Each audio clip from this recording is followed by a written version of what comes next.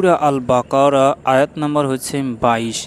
আল্লাহ রাব্বুল আলামিন বলেন, যিনি পৃথিবীকে তোমার জন্য বিছানা ও আকাশকে ও ছাদরূপ ও সৃষ্টি করেছে এবং আকাশ হইতে পানি বর্ষণ করেছে, তা দ্বারা তোমাদের জীবিকার জন্য ফলমূল উৎপাদন করেছ। সুতরাং জেনে শুনে কাউকে ও আল্লাহর সমকৃত স্থান করো না।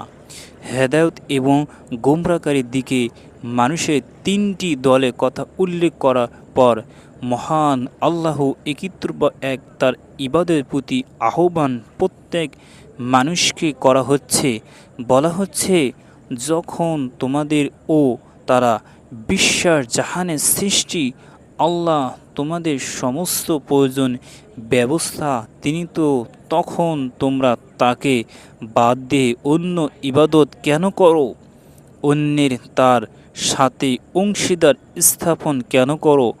যদি তোমরা আল্লাহর আযাব থেকে বাঁচতে চাও, তাহলে তার এই একটাই উপায়, এই যে তোমরা আল্লাহকে এক মেনে নাও, কেবল তার ইবাদত করো এবং জেনে শুনে শিরক করো না। আল্লাহ রব্বুল আলামিনের সাথে আমরা প্রত্যেকটি মানুষ যেন শিরকের কাছ থেকে বিরত থাকি। আল্লাহ রব্বুল আলামিন সবাইকে তৌফিক দিয়ে যেন আমিন।